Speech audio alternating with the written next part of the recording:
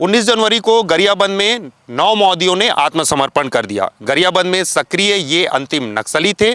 उनके समर्पण के बाद ही जंगलों से अब लगातार हथियार मिलने लगे हैं, बंदूकें मिलने लगे हैं। इसको लेकर जो है हम संजय भैया से बात करेंगे और ये भी जानेंगे कि आखिर गरियाबंद में अब कितने नक्सली सक्रिय हैं। इसको भी लेकर संजय भैया से बात करते हैं। भैया, क्या है ये संबंध, कनेक्शन क्या है कि नक्सली जब आत्मसमर्पण कर देते हैं तो जंगल से बंदूकें मिलने लगती है, और गरियाबंद में अब कितने नक्सली बचे हुए हैं? तमेश्वर, सीधे पहले वो वीडियो देखते हैं जो वीडियो आया है फिलहाल सामने।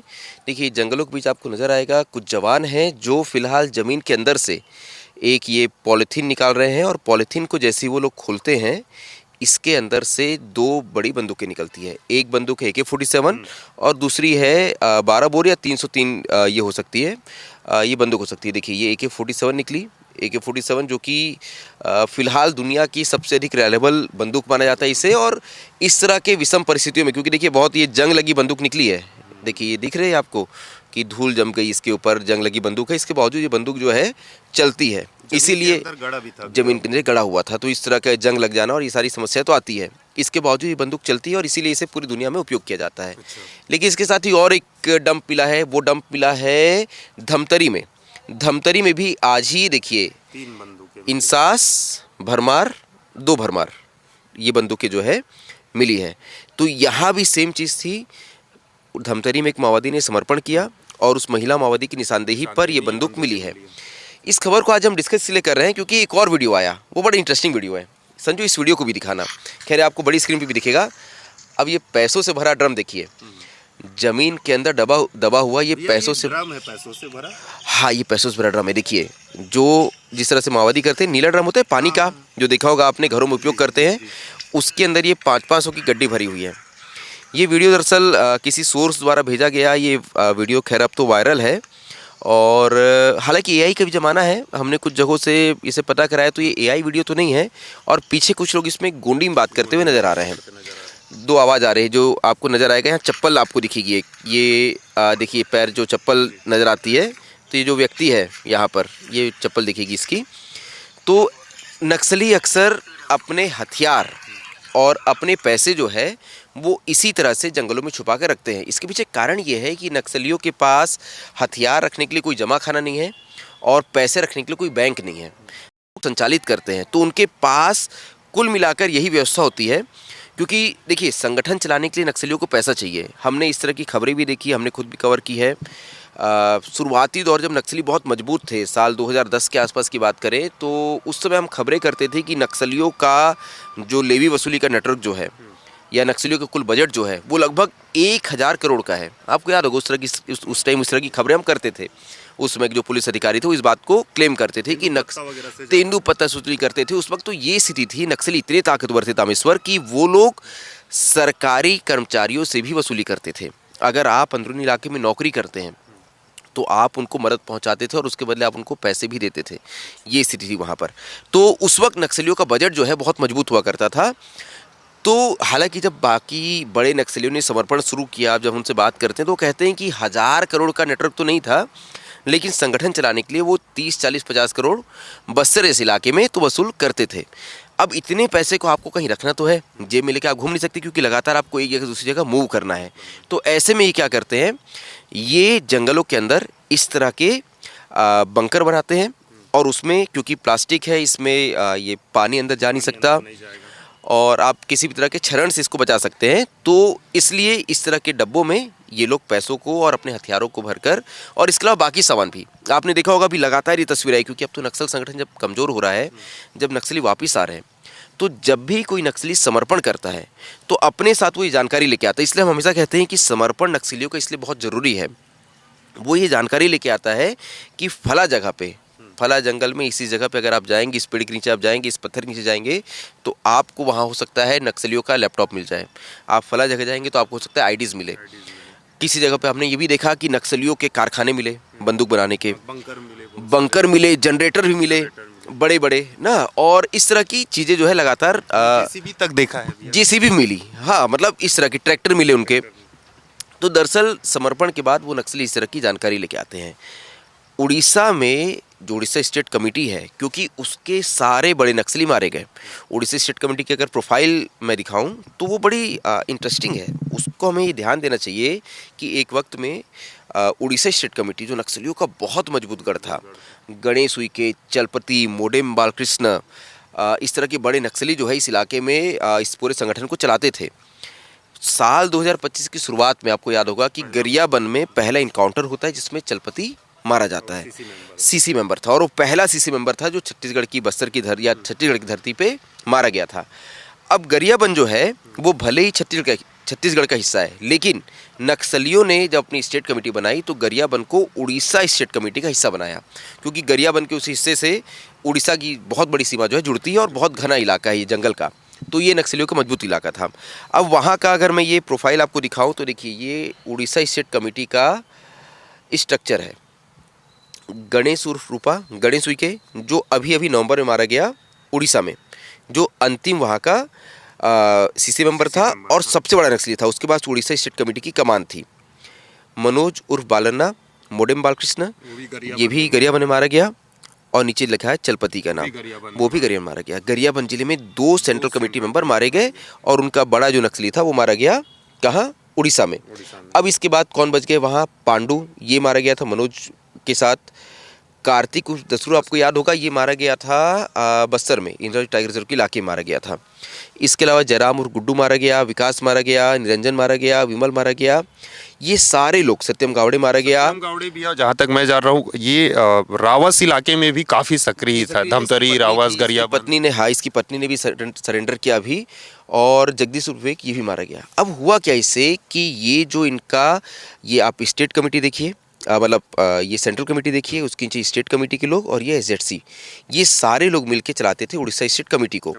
जैसे ही ये सारे नक्सली मारे गए या गिरफ्तार हुए, नीचे की जो टीम थी, अब ये नीचे की इनकी टीम है जो एरिया कमेटी, डिविजनल कमेटी में बटी हुई है, टेक्निकल टीम बटी हुई है। अब इनके पास ऐसा कोई नक्सली नहीं बचा जो इन्हें ये बताए कि हमें क्या करना है। और यही वजह है कि जैसे ही ये नक्सली मारे गए, आपको याद होगा कुछ दिनों पहले हमारे साथी गरियाबंद के पुरुषोत्तम पात्र ने जो उदंती एरिया कमेटी का सचिव जो था सुनील, और उसके साथ वो कुछ नक्सलियों को, मतलब उन्होंने उन्हें जंगल में बुलाया और उनके साथ वो बाहर निकले जंगल से। कल भी यही हुआ। कल भी भालू डिग्गी का जंगल जो है जहाँ पे ये चलपति मारा गया था और मोडेम बालकृष्ण मारा गया था, ये उड़ीसा बॉर्डर से लगा हुआ जंगल है और बहुत घना जंगल है। इसके पास एक राजा तालाब या ऐसा कुछ एक जगह है, मैं नाम भूल रहा हूँ उस जगह का। उस जगह पे कल भी नक्सलियों ने पुरुषोत्तम को बुलाया और पुरुषोत्तम ने जा करके वहाँ नक्सलियों से मुलाकात की और वो सारे तिरंगा झंडा भी दिया और उसके बाद जो है वो सभी वापस आ गए। उन सभी नक्सलियों ने एक बात कही, उन्होंने ये कहा कि हम जंगलों में बंदूक लेके भटक रहे थे, लेकिन अब ऐसा कोई नक्सली बचा ही नहीं है जो हमें ये बता पाए कि आखिर हमको करना क्या है। ये सबसे बड़ी समस्या है। इन नक्सलियों को ये नहीं पता है कि अब इनको क्या करना है। और यही स्थिति आज पैदा कहाँ हुई है, बस्तर में भी, यानी कि इनके दंडकारण्य स्पेशल जोनल कमेटी के इलाके में, यहाँ भी वही हुआ। यही वजह है कि उड़ीसा में जो ये अंतिम 9 नक्सली आए हैं, इसके बाद मात्र वहाँ 5 नक्सली बचे हैं। अब ये देखिए, ये जो बड़े नक्सली बचे हैं उनमें कौन है। सीता नदी नगरी एरिया कमेटी के पहला नाम है ज्योति का, डीवीसीएम है, ये बीजापुर की रहने वाली है। दूसरा नाम है रोनी का, रामदास मड़कम का, रीना उर्फ ज्योति उर्फ रमो, अमीला। ये सारे अगर आप देखेंगे तो ये सारे लोग जो हैं ये बस्तर के रहने वाले हैं। 5 नक्सली, ये 5 महिला माओवादी हैं, एक पुरुष माओवादी है। इसके अलावा टेक्निकल टीम के कुछ लोग बचे हैं, यानी कि कुल मिलाकर आना चाह रहे होंगे भी जंगल में भटक 10-11 माओवादी हैं। एक तो बहुत बड़ी समस्या क्या होती है, विश्वास वाली बात भी है, क्योंकि लगातार इनकाउंटर्स हो रहे हैं। इन्होंने देखा अपने बड़े साथियों को मरते हुए, तो विश्वास की कमी होती है, डरते हैं। इसलिए आपने देखा होगा कि समय समय पे ये नक्सली पत्रकारों के माध्यम से समर्पण करते हैं। 210 माओवादी जब निकले तो उन्होंने रौनक जैसे पत्रकारों को बुलाया, लंबी एक दौर चला। आपको याद होगा अनंत के लिए मुझे जाना पड़ा था, एमएमसी इलाके में जाना पड़ा था, महाराष्ट्र मध्य प्रदेश की बॉर्डर पे जाना पड़ा था और वहाँ से वो बाहर निकला था। और वहाँ भी यही हुआ, जैसे ही अनंत वापस आया तो देखिए 8 दिन के अंदर पूरा नक्सल संगठन एमएमसी जोन का खत्म हो गया। लगातार आत्मसमर्पण होता ये है कि दरअसल नक्सल संगठन में एक बड़ी समस्या ये आई है कि इन्होंने ये सोचा था कि हथियार के दम पर हम सत्ता का परिवर्तन करेंगे, क्योंकि ऐसा हो नहीं पाया। और लंबा दौर चला। तो इसलिए जब सोनू दादा, रुपेश, अनंत जैसे बड़े जो इंटेलेक्चुअल वर्ग इनका है, जब वो वापस आते हैं तो लगातार एक बात को कहते हैं, जब इनसे हमारी लगातार बात होती है वो लोग एक बात को लगातार कहते हैं कि अब हथियारों को लेके या हथियारों के दम पर तो इस संघर्ष को जारी रखना संभव नहीं है, संगठन नहीं चला सकता। और वो एक और बात कहते हैं कि हथियार जो है वो सिर्फ साधन थे, साध्य नहीं थे। यानी जो अंतिम लक्ष्य था, अगर वो समाज में बदलाव लाना चाहते हैं, सत्ता परिवर्तन चाहते हैं, तो उसके लिए हथियार सिर्फ एक साधन मात्र था। अब उस साधन की जरूरत नहीं है। अब वो कहते हैं कि हम लोकतांत्रिक तरीके से भी आकर उस बदलाव को ला सकते हैं। यही वजह है कि बड़े नक्सली वापस आ रहे हैं। जब वापस आते हैं तो फिर वो अपनी जानकारी बताते हैं कि फला जगह पे हमने हथियार छुपाए थे, फला जगह पे पैसे छुपाए थे, और उसे अब जाके पुलिस जो है वो रिकवर कर रही है। MMC जोन का इकलौता नक्सली बचा है रंजीत। वहाँ लगभग 46-47 नक्सली थे, सभी वापस आ गए। एक नक्सली बस बचा, सिर्फ एक नक्सली बचा है, वही पार्टी मेंबर है और अपने सुकमा का ही रहने वाला है। पार्टी मेंबर बहुत छोटे मतलब कैडर का नक्सली है, वो अभी तक वापस नहीं आया। अब सब ये सोच रहे हैं कि वो कहाँ गायब हो गया। हमने भी कई बार अपील की, क्योंकि अनंत लगातार हमसे संपर्क में, वो कह रहे हैं कि वो वापस आ जाए, वापस नहीं आया है। तो ऐसा माना जाता है कि कुछ लोग जो है वो इस तलाश में भी है कि कहाँ क्या छुपाया गया है। अच्छा, क्योंकि देखिए जंगल, ड्रम वाले पैसे ढूंढ रहे हैं क्या भैया? अब इसको आप ये कह सकते हैं कि ड्रम वाले पैसे के पीछे कहानी क्या है। थ्योरी ये है कि जितना पैसा इस ड्रम में दिख रहा है, क्योंकि बड़ा ड्रम है, लगभग ये 200-300 लीटर का ड्रम होता है, उसके अंदर 500-500 की गड्डी अगर भरी हो इस तरह से, तो ये पैसा तो लगभग 2-3 करोड़ से पार हो गया। मुझे नहीं याद है कि इस बीच पुलिस ने कभी भी ये कहा कि हमें इतनी बड़ी संख्या में पैसा मिला है। तो अगर ये वीडियो सही है तो ये पैसा किसी को तो मिला है। दूसरा, क्योंकि वो जो हम देख रहे हैं, पैर देख रहे हैं, सैंडल पहना हुआ, तो उससे समझ आता है कि कोई जवानों का तो नहीं है, जवानों का नहीं है, ये किसी ग्रामीण के पैर हैं। तो हो सकता है संगठन के पास ये पैसा हो, क्योंकि संगठन के पास एक समय इतना पैसा तो था और उन्होंने इसी तरह से रखा था उसे, लेकिन उसे अभी तक शो नहीं किया गया है। तो इस तरह के पैसे की भी तलाश जो है ना वो होती है, कि वो पैसा जो है वो तो गड़ा हुआ खजाना है, उसे आप ढूंढ लो, मिल जाएगा। होता क्या था कि बड़े कैडर के नक्सली जो है वो इस तरह के जो पैसे छुपा के रखते थे, उसका एक मैप बना के रखते थे कि फला जगह पे हमने जो है इस पैसे, पेड़ के नीचे या चट्टान के बगल में। बिल्कुल बिल्कुल, तो इस तरह से वो छुपा के रखते थे। अब क्योंकि इस तरह का कोई बहुत बड़े नक्सली मारे गए लगातार जो है, तो होता है कई बार कई अपने राज लेके चले गए। अब तो किसी को पता ही नहीं वो पैसा कहाँ छुपा है। अब वो इतने बड़े विशाल का जंगल में आप ढूंढते रहो, कहाँ गड्ढा खोदोगे ना, तो अब आप गड्ढा खोदते रहो, आपको जहाँ जो मिल जाए। तो हो सकता है कि आने वाले 10-20 साल बाद जो एक बात चलती है ना कि भाई अब ये तो खदानों को दे दिया जाएगा जंगल जो है, तो ऐसा ना हो। आदिवासियों की ज़मीन जो है वो आदिवासियों के पास ही रहे। दो तरीके होंगे, हो सकता है कोई आदिवासी कभी जो है वहाँ जाके खेती करे। वो खेती क्या बोलते हैं, अपनी खेती जो पेड़ काट के करते हैं, कुछ नाम है उसका। बेसिक क्या होता है कि यहाँ पर आदिवासियों की खेती का एक तरीका है, वो जंगल में जाते हैं, अगर देखते हैं कि उनके खेत अब ज़्यादा उपजाऊ नहीं रहे, जंगल जाते हैं, वहाँ पेड़ काटते हैं, वहाँ नई खेत जो है तैयार कर लेते हैं। वो उनके सदियों से चला आ रहा है तरीका है उनका। तो हो सकता है किसी जंगल में जाएँ वो लोग और इस तरह से वो पेड़ काटे, खेती करें, जैसी हल मारे नीचे तो अंदर से जो है पैसा निकले, ड्रम निकले, हथियार निकले। ये भी हो सकता है कि कभी भविष्य में अगर वहाँ खदानें खुल जाए, सरकार उन्हें खदान दे ही दे उस जगह को, तो वहाँ खदान की खुदाई हो रही है और पता चल रहा है वहाँ से, हाँ, और करोड़ों रुपए निकल रहे हैं वहाँ से। तो ये हो सकता है। तो भैया कुल मिला के ये कहें क्या बस्तर के अब जंगलों में पैसे से भरा हुआ ड्रम और हथियार अभी भी दबे हुए हैं? बहुत जो है, और सिर्फ ये नहीं दबे हैं। अब ये खतरनाक क्यों है, कभी आपको कई बार क्या होता है, जैसे वो गरियाबंद में ही है वो जहाँ हीरा मिलता है, क्या जगह है वो, गरियाबंद का वो हिस्सा है, देवभोग जहाँ की किडनी, पानी से किडनी खराब होकर मौत होती है, वहाँ हीरा मिलने की खबर मिली कि वहाँ पानी में हीरा मिलता है। आप देखेंगे ना वहाँ पे वो हर व्यक्ति हीरा ढूंढ रहा है। तो वैसा नहीं होता। अब यहाँ भी आप समझिए कि पता चला ये खबर आपने देखी और आप पहुँच गए जंगल। तो आपके लिए खबर बता दूँ कि कल ही एक आदिवासी बीजापुर में आईडी की चपेट में आकर मारा गया है। बस्तर में ज़मीन के नीचे नक्सलियों ने बहुत सारे चीज़ छुपाए थे, उसमें बंदूक और आईडी भी है। आईडी भी है ना। वो आईडी से उन्होंने क्यों लगाई थी, जवानों को निशाना बनाने। लेकिन जब उस आईडी के ऊपर आपका पैर पड़ेगा तो वो आपसे नहीं पूछेगा कि आप जवान है कि नहीं। यही वजह है कि लगातार इससे जाने जा रही है। हालांकि इस समय इस दौर में बड़ी संख्या में फोर्स ने आईडीज़ भी रिकवर की है। ये जो माओवादी वापस आए मुख्यधारा में, उन्होंने बहुत बड़ी संख्या में बताया कि आईडीज़ हमने कहाँ कहाँ छुपा कर रखी, उसे निकाला गया। जिस उसपरी घाट से आप रेकावा के लिए जाते हैं, जिस उसपरी घाट पे ये सारे 210 नक्सलियों का समर्पण हुआ था, उस रोड में भी कच्ची सड़क है, वहाँ से भी एक 20 किलो का आईडी मिला था। उस सड़क से मैं 10-20 बार हमने आना जाना किया है, लेकिन वो क्योंकि कमांड आईडी थी तो वो अपने आप फटेगी नहीं, उसके लिए आपको उसको कमांड देना पड़ेगा। तो नक्सलियों ने तो बहुत सारी जगहों पे आईडीज लगा के रखी थी, तो ये भी एक खतरा है। फिलहाल इस खबर में हम यही बता रहे थे कि अब जब नक्सली समर्पण कर रहे हैं तो आप ये लगातार तस्वीरें देखेंगे कि नक्सलियों के पास से इस तरह से हथियार भी मिल रहे हैं जंगलों के अंदर से। तो बस्तर की ज़मीन जो बोलते थे ना हम कि इसके नीचे बारूद दबा हुआ है, तो बारूद के साथ बहुत सारी चीज़ दबा हुआ है, हथियार भी हैं, पैसा भी है, बारूद तो है ही है। खैर, तो ये सब मिलने का सिलसिला जारी होगा और भविष्य में इस तरह की बहुत सारी तस्वीरें आएगी जो आपको चौंका देगी।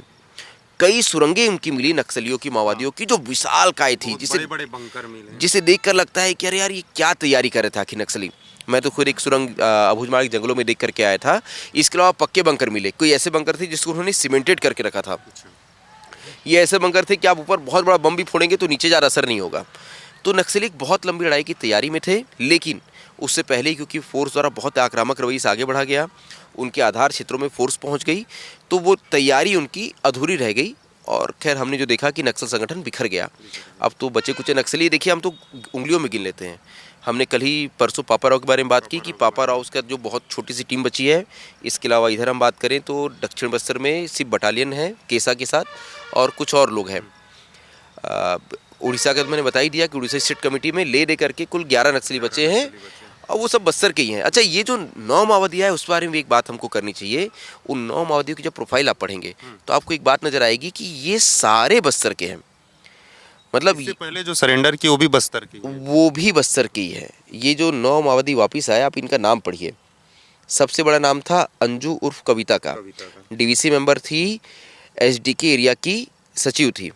ये कहाँ की रहने वाली है? सुकमा जिला किस्टाराम विरमा मूड़ गांव की। एक और नक्सली है वो तो बहुत करीब का है, बलदेव वहाँ का सबसे महत्वपूर्ण नक्सली था, डीवीसीएम था। और बलदेव, ऐसा माना जा रहा है कि बलदेव के ही कहने पर ये पूरा समर्पण हुआ है। ये लगातार सुनील के कांटेक्ट में था। और ये देखिए ये कहाँ का है, ये बड़े किलेपाल का रहने वाला है। जब आप दंतेवाड़ा रोड पे जाएंगे तो बड़े किलेपाल पड़ता है कोड़ेनार के पास, यानी जगदलपुर से मात्र जो है ये 40 किलोमीटर की दूरी पर होगा। तो हालांकि इस इलाके से बहुत कम नक्सली निकले, लेकिन ये भी उस क्षेत्र का नक्सली है। और वो जो है सोचिए वो बहुत लंबे समय से कहाँ था, वो सीनापल्ली एरिया कमेटी में सक्रिय था। वो ये सीनापल्ली एरिया कमेटी क्या है? सीनापल्ली एरिया कमेटी हुआ ये कि नक्सलियों ने गरियाबंद इलाके में, क्योंकि उदंती फॉरेस्ट जो है बहुत बड़ा क्षेत्र है, उस इलाके को कई एरिया कमेटी उन्होंने बांटा। जो उदंती एरिया कमेटी थी उसका मुख्य नक्सली था सुनील, सचिव वहाँ का। वो कुछ दिनों पहले वापस आया, पुरुषोत्तम पात्र के माध्यम से वापस आया। और उसके बाद वही जो है इन सभी नक्सलियों से उसने तब भी अपील की थी और लगातार उन नक्सलियों के संपर्क में था। एक विश्वास पैदा किया गया और ये नक्सली भी वापस आ गए। और ये अच्छी बात भी कि बिना खून बहे अगर ये वापस आ जाए। और बाकी तो लोकतांत्रिक व्यवस्था, आप आइए अपनी लड़ाई जो है वो जारी रखिए। तो ये नक्सली जब वापस आए तो ये सारे अलग अलग क्षेत्रों के रहने वाले हैं, मतलब अलग अलग क्षेत्रों से गए उस इलाके में। कोई सुकमा से, कोई बीजापुर से, बस्तर के अलग अलग हिस्सों से गए। अधिकांश का काम ये था उस इलाके में या तो बड़े नक्सलियों की सुरक्षा करना या फिर उस इलाके में संगठन को मजबूत करना, क्योंकि बस्तर में तो संगठन बहुत मजबूत था। ऐसे में ऐसे इलाके जो मजबूत नहीं थे इनके लिए, या जहां इनको लेकर जनता का समर्थन नहीं था, वहां इन्होंने अपने संगठन को मजबूत रखने बस्तर से ही लोगों को भेजा था।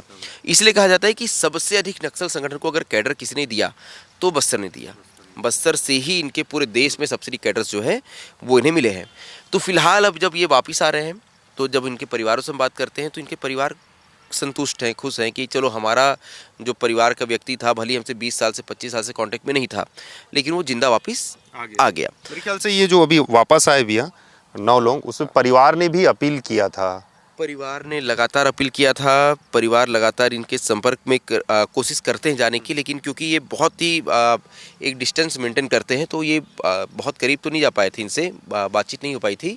लेकिन हाँ, ये कांटेक्ट में थे और इस विश्वास के पैदा होने के बाद ही जो है इन्होंने समर्पण किया। तो भालूडिग्गी के जंगलों से निकले, वही इलाका जहाँ पे 2-2 सेंट्रल कमेटी मेंबर मारे गए हैं। उसके बावजूद देखिए कितना बड़ा जंगल विशालकाय होगा कि लगातार ऑपरेशन चल रहे हैं। इसके बावजूद ये 9 माओवादी वहाँ पर सुरक्षित घूम रहे थे और आखिरकार ये लोग वापस आए हैं। तो ये नक्सली जो वापस आ रहे हैं ये अपने साथ वो राज लेके आ रहे हैं, जिस राज के माध्यम से अब इस तरह की बरामदगी जो है वो लगातार होते रहेगी। तो आपने सुना कि किस तरीके से आत्मसमर्पण के बाद जो जंगल है बस चाहे वो बस्तर के हो, गरियाबंद के हो, इस तरीके के पैसे से भरा हुआ ड्रम और हथियार आईडी मिलते रहेंगे।